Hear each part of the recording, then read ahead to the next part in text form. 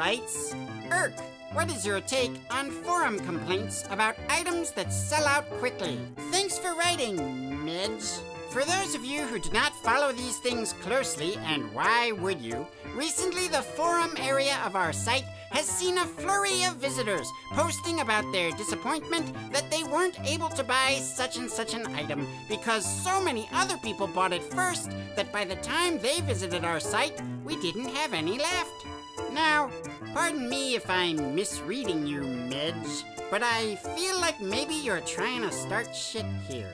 Like, maybe you want me to get after these people a little. And sure, it would be kind of fun to go through the many unreasonably long forum threads about this perceived problem and pick out a few choice quotations from particularly entitled-sounding whiners or critique some of the dumber proposed, quote, fixes. But honestly, I'm sympathetic.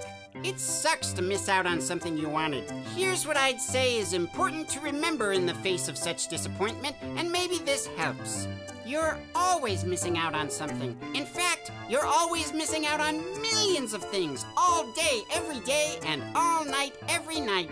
And not just dumb stuff like discount sales either, but once-in-a-lifetime experiences and miracles of nature and relationships. Sometimes the internet gives us this impression like everything's available to us at all times, but this is the truth about the world. The fact is, it matters where you are, when. Probably somewhere there's a state with lower taxes on something you want to buy, or maybe your favorite band only tours every 2 years, but in their hometown you can see them like anytime in a small club. Or maybe there's an eclipse, only visible from certain latitudes or something. I don't really know what the deal is with eclipses. When something happens and you want in on it, anything from something grand like a celestial event or something stupid like a pretty good deal on a limited supply of knives, getting yourself to the place it happens at the time it happens is part of the cost of experiencing it. And sometimes you're lucky, and it's a thing that happens in a place and at a time convenient for you, like on the internet and at your leisure. But most of the time, statistically, basically all the time, it doesn't. Now, it's perfectly valid to decide under those circumstances that getting in on this thing, whatever the thing is, just isn't gonna be worth it.